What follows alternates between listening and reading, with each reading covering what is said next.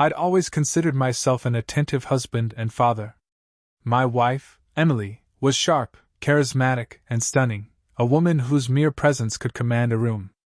We built a seemingly idyllic life together, anchored by our 6-year-old daughter, Lucy. She was my sunshine, the reason I pushed through every hard day. But as I would soon discover, the foundation of that life was built on lies. It all began with a phone call from my brother Dave. As a detective, Dave wasn't one for pleasantries. His tone was sharp, a warning. "Mark, we need to talk." "Now." I glanced at Lucy, who was coloring happily at the kitchen table. Emily had stepped out for one of her many mysterious errands, so I could speak freely. "What's going on?" I asked, my heart already picking up speed. Dave hesitated, then exhaled heavily. "I came across something in a case, something about you and Emily. It's a DNA test, Mark." The words hit me like a punch to the gut. "DNA test? What are you talking about?" "There's no easy way to say this, so I'll just tell you. Lucy isn't yours." Silence. The air seemed to thin around me. "That's impossible," I finally managed to say, my voice cracking. "You must be mistaken." "I wish I was," Dave replied quietly. "But the test is conclusive. And there's more, Mark. Emily's name has come up in a separate investigation. Financial fraud. Possibly worse." My mind reeled. Lucy wasn't my daughter?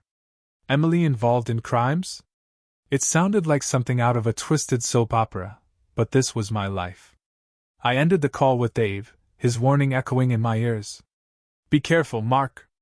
Emily's not who you think she is." I stared at the family photos on the wall, my gaze settling on one of Lucy laughing in my arms. My heart refused to accept Dave's claim. But a seed of doubt had been planted, and it was growing fast. Emily returned home an hour later, carrying shopping bags and wearing the radiant smile that had once melted my heart. "Hey, babe," she greeted, leaning in to kiss my cheek. The scent of her perfume was cloying now, masking the rot I was beginning to sense. I forced a smile. "How was your day?" "Busy, as usual," she said breezily, unpacking her bags. "Lucy behaving herself?" "She's an angel," I replied automatically, my mind elsewhere. I knew I couldn't confront Emily without proof. If she was as manipulative as Dave suggested, she'd spin this into something I couldn't control. That night, after Emily fell asleep, I retrieved Lucy's hairbrush from the bathroom and sealed it in a plastic bag. My hands trembled as I prepared the DNA test kit I'd ordered online. It felt like a betrayal, but I needed the truth. The next week was agonizing. I went through the motions at work, pretending everything was normal while the test results loomed like a storm cloud. Emily remained her usual self, charming, confident, and entirely unreadable.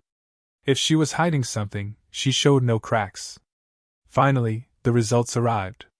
I opened the envelope with shaking hands, the words blurring as my heart pounded in my chest. Then I saw it, no biological match. Lucy wasn't mine. I stumbled back, gripping the kitchen counter for support. It felt like the ground had opened beneath me, swallowing everything I thought I knew. Lucy, my precious Lucy, wasn't my daughter. And Emily had lied to me for years. I wasn't sure what hurt more, the betrayal or the loss. I didn't sleep that night. The DNA test sat on the kitchen table like a bomb waiting to go off. My thoughts were a whirlwind of rage, heartbreak, and disbelief. How could Emily do this? What else had she been hiding? The next morning, Emily breezed into the kitchen, wearing her usual polished demeanor. Lucy trailed behind her, chattering about her art project. Seeing Lucy's bright smile twisted the knife deeper. She was innocent in all of this, yet her very existence had become a source of agony. "Morning, Mark," Emily said cheerily as she poured herself a cup of coffee. "You look like you didn't sleep." I stared at her, the calm before the storm. "We need to talk." Her smile faltered. "What's wrong?" I nodded toward the table. "Sit." Emily hesitated, glancing at the envelope. "Mark, you're scaring me. What's this about?" Lucy's presence stopped me from exploding. I knelt to her level, keeping my voice steady. "Sweetheart, why don't you go play in your room for a bit? Lucy pouted but obeyed, sensing the tension. As soon as her door closed, I turned back to Emily, my composure slipping. You've been lying to me. For years. Emily's eyes narrowed, her posture stiffening. What are you talking about? I slammed the DNA test onto the table. I had a test done, Emily. Lucy isn't my daughter. Her face went pale, then hardened. Are you serious? You went behind my back and did this? I did what I had to. I snapped. Now tell me the truth. Who is her father? Emily crossed her arms, her expression shifting from shock to icy disdain. You're being ridiculous, Mark. Lucy is your daughter in every way that matters. Not biologically. I shot back. Stop deflecting and tell me the truth. Who is he? Her gaze didn't waver. It doesn't matter. It doesn't matter? I felt the rage boiling over. You let me believe she was mine. I've loved her, raised her, and built my entire life around a lie. How could you do this?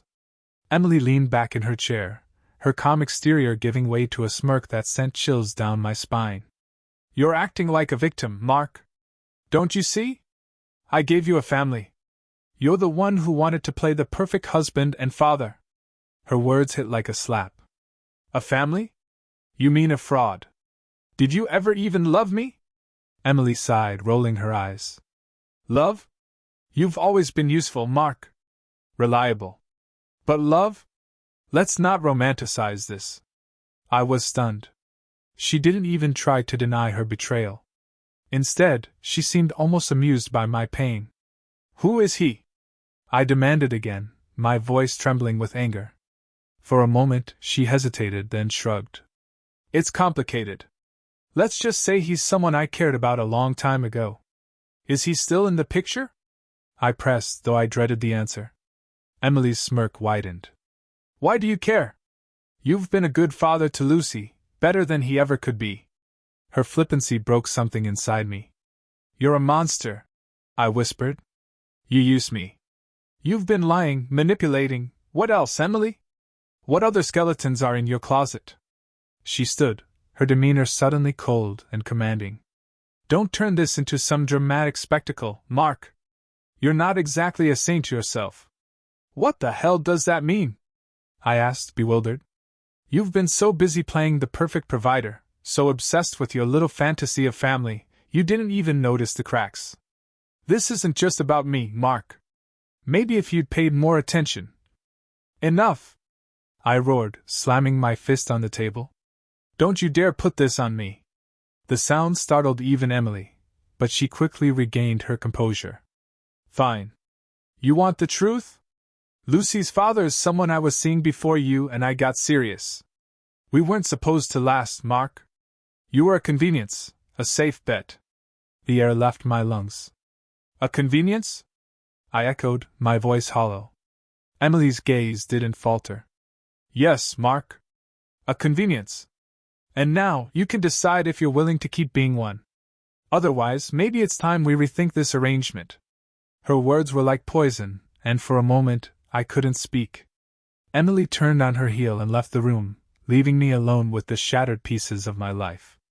Emily's icy confession left me reeling. The woman I had loved, trusted, and built a life with wasn't just unfaithful, she was calculating, manipulative, and heartless. But as much as her words gutted me, my thoughts kept circling back to Lucy. I couldn't abandon her, no matter what the DNA test said. She was still my daughter, in every way that mattered to me. But Emily? She was a stranger now, a dangerous one. I had to protect Lucy from her. That evening, I called my brother Dave. I need your help, I said, my voice strained. Dave's tone was steady. What's going on? I confronted Emily. I admitted. She doesn't deny it. She admits Lucy isn't mine and said I'm nothing more than a convenient provider. But Dave, there's more to this. I can feel it. I need to know everything she's hiding. Dave didn't hesitate. I'll dig deeper. But Mark, you need to be smart about this. Don't let her know you're investigating her. I won't, I promised. I'm done trusting her. The next few days were tense. Emily carried on as if nothing had happened, her attitude infuriatingly nonchalant. She even tried to make small talk, as if the explosive argument had been just another bump in the road. But I couldn't play along.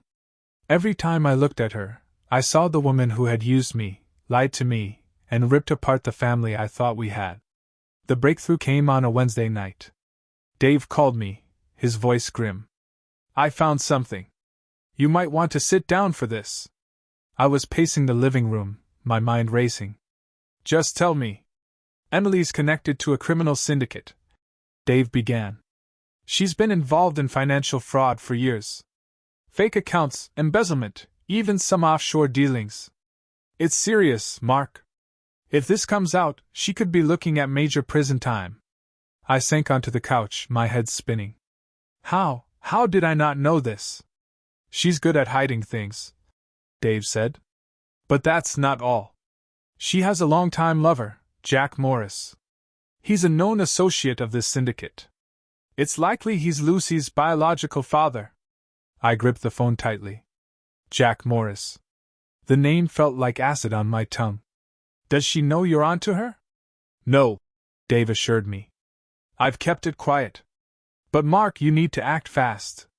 If she finds out you're digging, she won't hesitate to cut you out, or worse." "Cut me out?" I asked.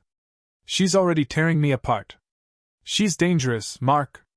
You need to protect Lucy. Gather evidence, and we'll make sure you have a strong case in court." Court. The words sent a chill down my spine. I'd never imagined my life coming to this, a battle for custody against the woman I once called my soulmate. But now, I had no choice. That night, I began documenting everything. Every conversation, every suspicious move Emily made. I even installed a small camera in the living room to catch any signs of her hidden life. I wasn't going to let her keep hurting me, or worse, Lucy. Then, one evening, I overheard a phone call. Emily was in the study, her voice sharp and irritated.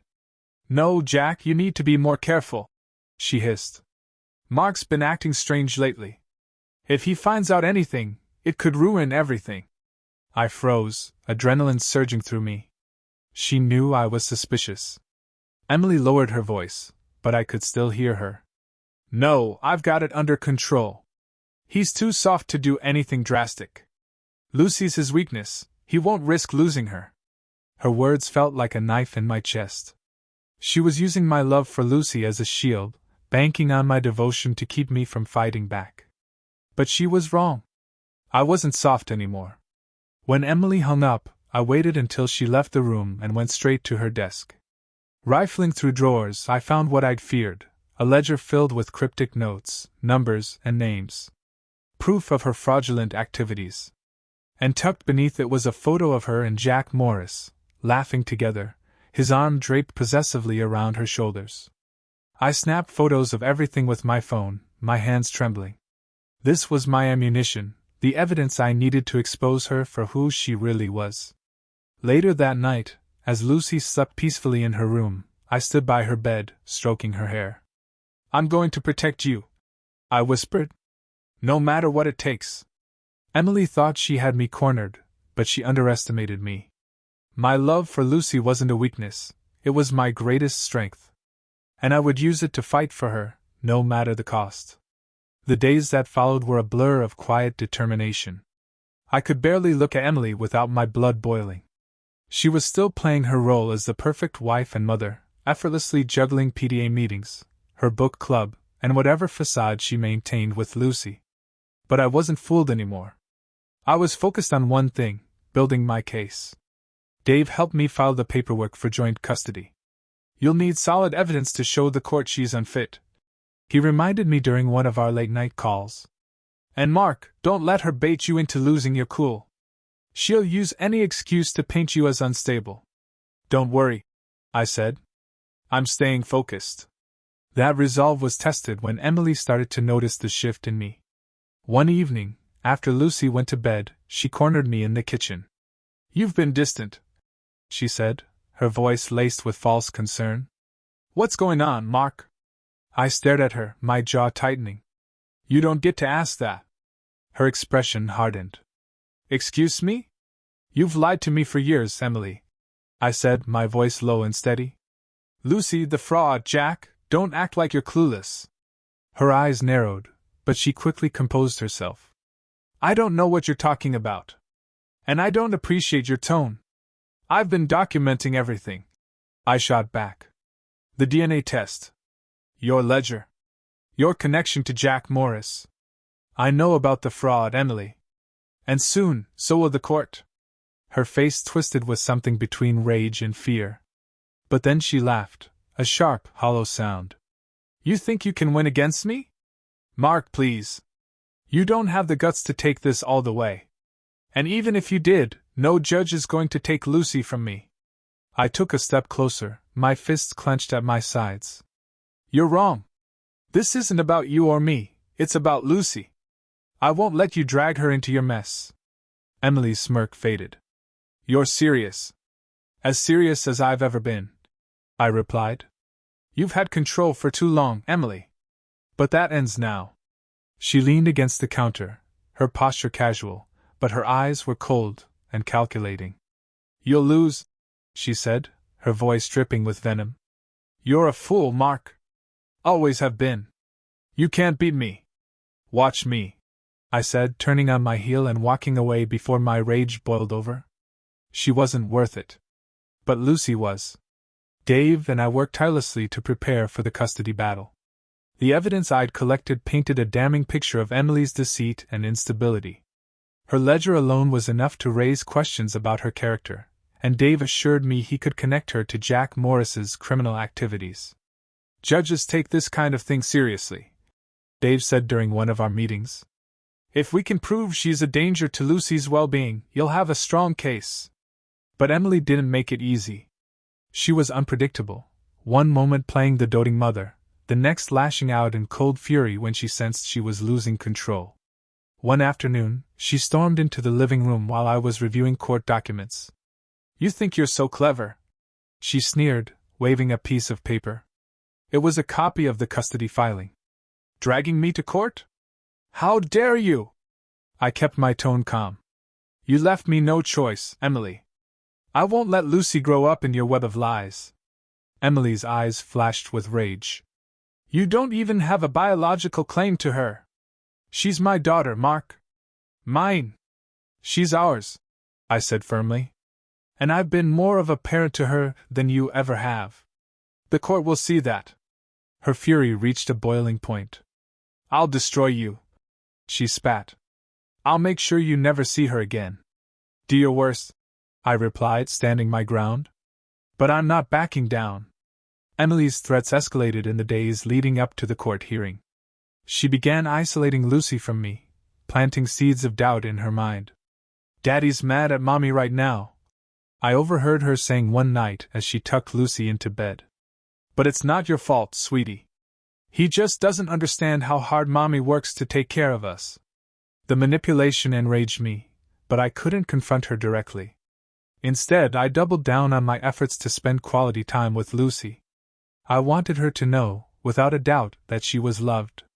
One evening, as we built a fort in the living room, Lucy looked up at me with her big, innocent eyes. Daddy, are you and Mommy mad at each other? I paused, choosing my words carefully. Sometimes grown-ups have disagreements, sweetheart. But no matter what, I love you more than anything. Lucy nodded, seeming satisfied. I love you too, Daddy. Her words gave me strength.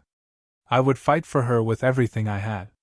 Emily could try to tear me down, but she couldn't touch the bond one had with my daughter. As the court date loomed closer, I knew the battle ahead would be brutal. Emily would pull every trick in the book to keep control. But I was ready. For Lucy's sake, I had to be. The day of the custody hearing arrived, heavy with tension. I dressed carefully that morning, knowing every detail mattered.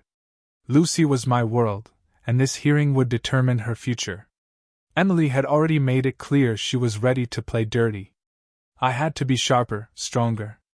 Dave met me outside the courthouse, his presence a steadying force. You've got this, Mark, he said, clapping a hand on my shoulder. We've done the work. Let her show her true colors. Inside the courtroom, Emily was already seated, her demeanor cold and confident. She wore a tailored suit and exuded the same charm that had once captivated me. But I saw through the facade now. She was a master manipulator, and this was just another game to her. Our lawyers presented their cases, the back and forth like a chess match. Emily's attorney leaned heavily on the biological argument, painting me as an outsider with no claim to Lucy. But my lawyer countered with evidence of my unwavering role in her life, bolstered by testimonies from teachers, neighbors, and even Lucy's pediatrician, who all described me as a devoted father. Then came the bombshell, the evidence of Emily's criminal activities. Dave had worked tirelessly to gather everything we needed, and as my lawyer presented the ledger, photos of Emily with Jack Morris, and the documented ties to financial fraud, the courtroom fell silent. Emily's calm exterior cracked, her eyes narrowing as she realized the depth of what I'd uncovered. The judge leaned forward, reviewing the documents.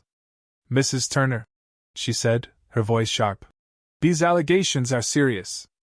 Do you have any response to these claims?" Emily's attorney stood, attempting to deflect. "Your Honor, these documents have not been verified.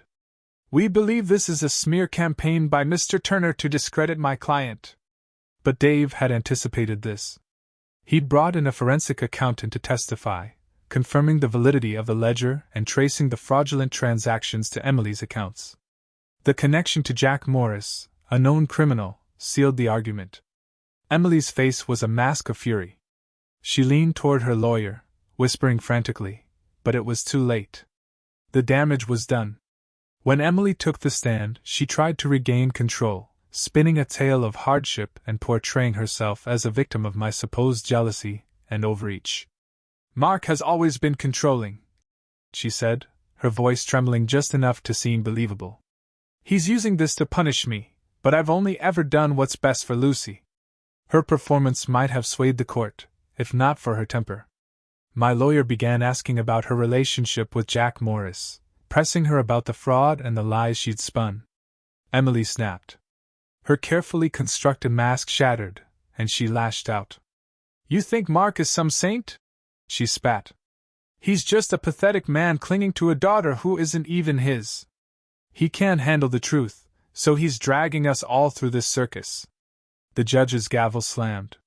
"Mrs. Turner, control yourself," she ordered, but the damage was done.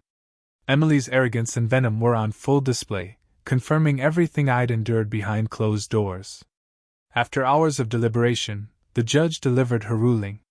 "This court finds that Mrs. Turner's actions have demonstrated a pattern of deceit and irresponsibility. While biological ties are a consideration, the best interests of the child take precedence. Mr. Turner has shown unwavering dedication to Lucy and has provided a stable, loving environment." She paused, her gaze sweeping between us. "Custody will be awarded jointly, with primary physical custody granted to Mr. Turner. Mrs. Turner's visitation rights will be supervised pending further investigation into the criminal allegations." Relief washed over me, but it was tempered by the reality of what lay ahead. This was a victory, but it wasn't the end. Emily wouldn't give up easily. As we left the courtroom, Emily shot me a glare filled with hatred. "This isn't over, Mark." I met her gaze, unflinching. "For Lucy's sake, I hope it is." That evening, I sat with Lucy in her room, reading her favorite bedtime story. She nestled close, her small hand gripping mine. "Are you happy, Daddy?" she asked, her voice soft. I kissed the top of her head, my heart swelling with love. "I'm happy as long as I have you." Emily's lies had shattered the life I thought I had, but they hadn't broken me. I still had Lucy, and she was all the reason I needed to keep fighting. This wasn't the ending I'd imagined, but it was a new beginning, a chance to rebuild, free from the shadows of Emily's deceit. Winning custody of Lucy was a hard-fought victory, but it came with its own set of challenges. Emily was furious, her wounded pride fueling a vendetta that I knew wouldn't fade quietly. Even with supervised visitation, she found ways to disrupt our lives, planting seeds of doubt in Lucy's mind and subtly undermining my parenting at every turn. One Saturday, during a supervised visit at a local park, I noticed Emily pulling Lucy aside. She crouched to Lucy's level, whispering in her ear. From a distance, I saw Lucy's little face scrunch with confusion, her brows knitting tightly. When the visit ended and Lucy returned to me, she seemed quieter than usual. "What's wrong, sweetheart?" I asked, kneeling beside her. She hesitated, clutching her favorite stuffed rabbit. "Mommy said you don't want me anymore." Her words hit like a sledgehammer. "What?" I asked, keeping my voice calm despite the storm inside me. "She said, you only pretend to love me because you're mad at her." Tears welled in her big, innocent eyes. "Do you not love me, Daddy?" I scooped her into my arms, holding her close. "Lucy, that's not true. I love you more than anything in this world. Don't ever doubt that." Her small arms wrapped around my neck, and she whispered, "I love you too, Daddy." I held her tight, my heart breaking for the confusion Emily had planted. I realized then that the battle for Lucy's trust wasn't over, not by a long shot. I knew I couldn't let Emily's poison seep into Lucy's life. I focused on creating a safe, loving home for her. Every moment we spent together, I made sure she felt secure and cherished. We developed routines that became our own little rituals, making pancakes every Sunday morning, movie nights with her favorite Disney films, and bedtime stories that turned into mini adventures. But Emily's manipulations weren't the only shadow lingering over us. Her ties to Jack Morris and the criminal syndicate remained a threat. Dave warned me to stay vigilant. "She's unpredictable, Mark," he said during one of his visits. "If she feels cornered, there's no telling what she'll do." I installed extra security at home and kept a close eye on everything. My paranoia felt justified one evening when I noticed a black car idling near the house. Its tinted windows concealed whoever was inside, but it didn't feel like a coincidence. When the car sped off after I approached, my suspicions grew. Emily wasn't just angry, she was still connected to dangerous people. The next confrontation came during a supervised visitation review. Emily, dressed impeccably as always, used the opportunity to try and sway the court-appointed monitor. She painted herself as a misunderstood mother desperate to reunite with her daughter. Her crocodile tears were convincing to anyone who didn't know her true nature. But when questioned about her criminal ties, Emily faltered. The judge had ordered her to disclose all financial records, and the gaps in her story were glaring. My lawyer seized the opportunity. "Mrs. Turner, why did you withdraw $50,000 from an offshore account 3 months ago?" Emily's polished demeanor cracked for a split second before she recovered. "That's personal." "Personal or illegal?" my lawyer pressed. Emily's glare was ice. "This is a custody hearing, not an inquisition." Her evasiveness raised red flags with the court, bolstering my case that she wasn't fit to have unsupervised access to Lucy. When the review ended, Emily stormed past me, her words a venomous hiss. "You think you've won? You're nothing without me." I didn't respond. Her words no longer had power over me. That evening, I took Lucy to the beach, a place she'd always loved. We built sandcastles and watched the waves crash against the shore. As the sun set, painting the sky with hues of orange and pink, Lucy climbed into my lap. "Will Mommy ever stop being mad?" she asked, her voice small. I kissed the top of her head, my heart aching. "I don't know, sweetheart. But no matter what, I'll always protect you." She nodded, resting her head against my chest. In that moment, I knew that despite the chaos Emily had unleashed, I had something she couldn't take, the unbreakable bond between Lucy and me. Emily might continue to fight, but she'd already lost the one thing she could never fake, Lucy's genuine, unconditional love. That, above all else, gave me the strength to keep moving forward, one step at a time. Emily's desperation only grew after her failure in court. Her supervised visits became more erratic. Some days she'd charm Lucy with gifts and promises, and other days she'd barely hide her resentment, snapping at the court monitor or making veiled threats aimed at me. It was clear she felt cornered, and that made her dangerous. One afternoon, Dave called me with news that sent a chill down my spine. "We've been monitoring Emily's financials more closely," he said. "She's been moving large sums of money. It's connected to Jack Morris." "What does that mean?" I asked, gripping the phone tightly. "It means she's still involved in fraud," Dave said grimly. And Mark, there's more. We think she's trying to flee. The words hit me like a punch. Flee? With Lucy? Possibly, he replied. She's making arrangements to liquidate her assets.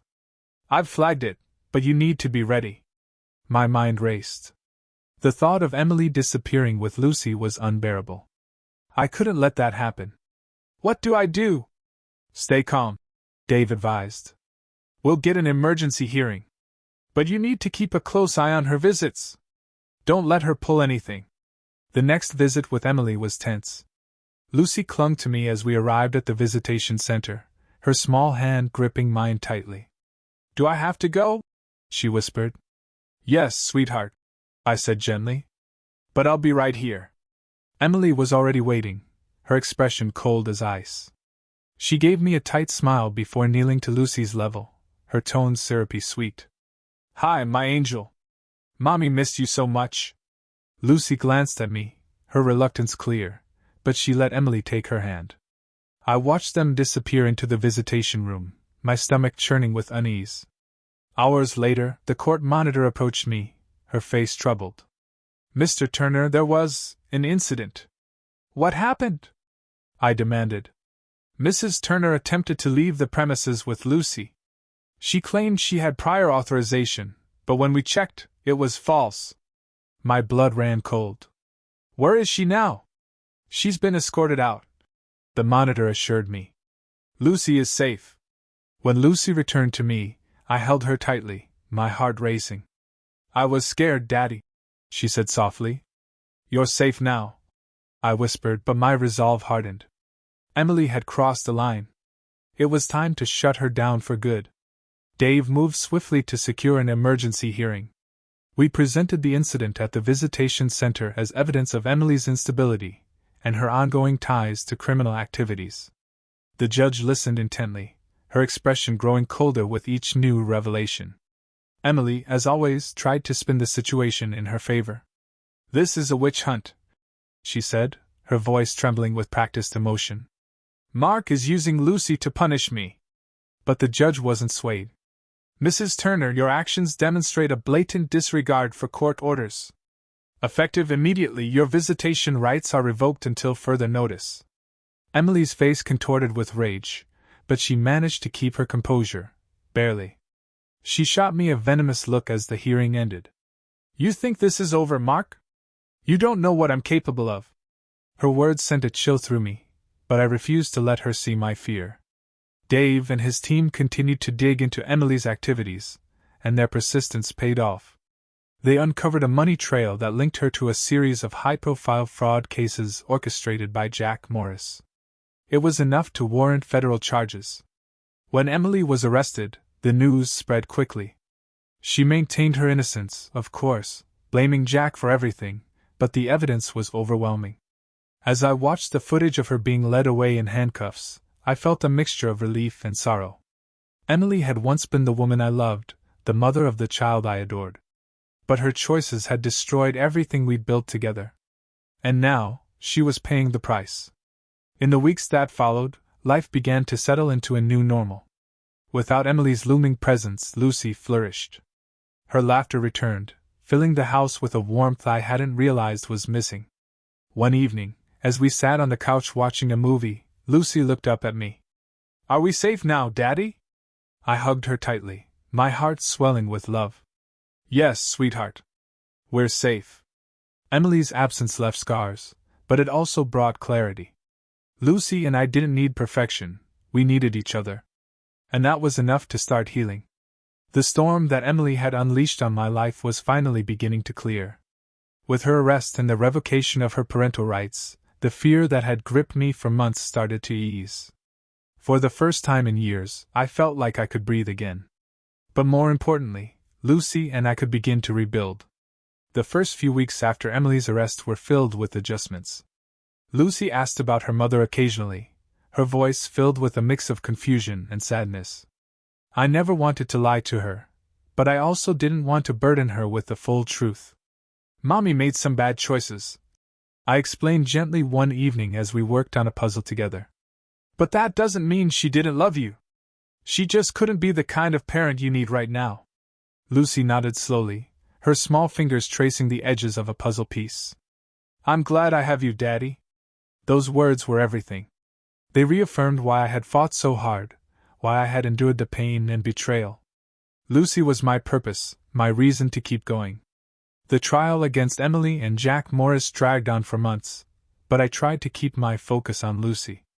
Dave kept me updated, assuring me that Emily's chances of walking away unscathed were slim. Eventually, she was convicted of multiple counts of fraud and conspiracy, earning her a lengthy prison sentence. When the news came, I felt a strange sense of closure. Emily's actions had caused so much damage, but justice had finally caught up to her. I didn't feel triumph or vindication, just a quiet sense of relief that Lucy and I could finally move on. With the past behind us, I poured everything into giving Lucy a stable, loving home. We moved to a new neighborhood, closer to her school and a supportive community of friends and neighbors. It was a fresh start, free from the shadows of Emily's lies. Lucy blossomed in the new environment. She made friends easily, her laughter filling our little house with joy. We established new traditions, family game nights, road trips, and cooking experiments that usually ended in hilarity. Each day, I saw her grow stronger, more confident, and more secure in the knowledge that she was deeply loved. One day, months after Emily's sentencing, I received a letter from her. My first instinct was to toss it, but curiosity got the better of me. Inside, her words were a mix of blame and half-hearted apologies. Mark, I made mistakes, but you weren't perfect either. You should have fought harder for me. For us. But I hope, for Lucy's sake, you'll find it in your heart to forgive me. I folded the letter and put it away. Forgiveness wasn't something I could offer, not yet, and maybe not ever. But I didn't need to hold on to the anger anymore. I had something far more important to focus on, Lucy's happiness. One evening, as I tucked Lucy into bed, she looked up at me with her big, trusting eyes. Are we going to be okay, Daddy? I smiled, stroking her hair. We already are, sweetheart. The road to that moment had been brutal, filled with heartbreak, betrayal, and uncertainty. But sitting there with Lucy, hearing her soft, steady breathing, I knew we had emerged stronger. Emily had tried to tear us apart, but she hadn't won. Lucy and I were building a life filled with love and trust, a life where the shadows of the past couldn't touch us. And that, I realized, was the greatest victory of all.